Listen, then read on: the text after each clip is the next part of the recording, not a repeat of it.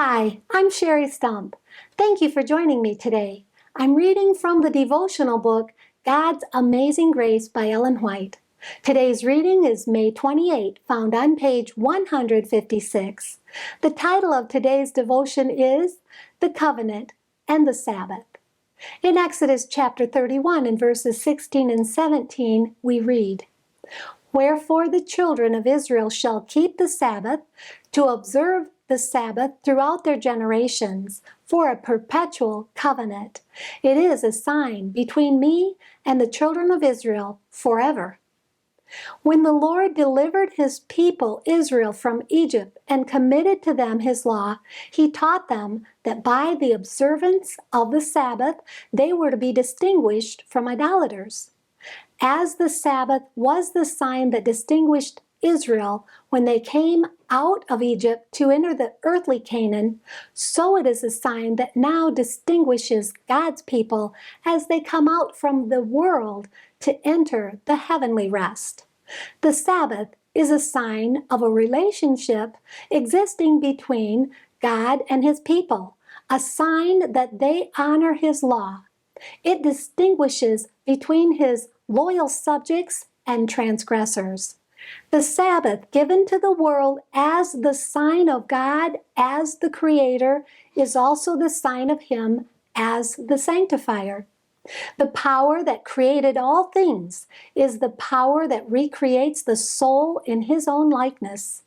To those who keep holy the Sabbath day, it is the sign of sanctification. True sanctification is harmony with God, oneness with him in character. It is received through obedience to those principles that are the transcript of his character. And the Sabbath is the sign of obedience. He who from the heart obeys the fourth commandment will obey the whole law. He is sanctified through obedience. To us, as to Israel, the Sabbath is given for a perpetual covenant. To those who reverence his holy day, the Sabbath is a sign that God recognizes them as his chosen people.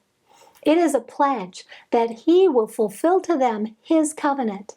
Every soul who accepts the sign of God's government places himself under the divine everlasting covenant.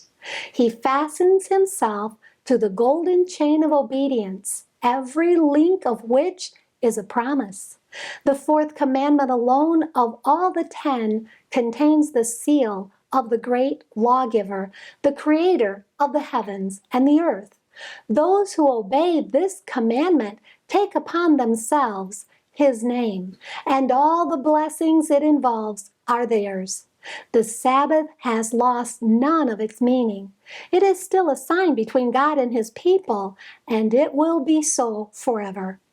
Thank you for being with me today. Please join me tomorrow when we'll read about God's eternal pledge. And may God bless you abundantly, above all you can ask or think.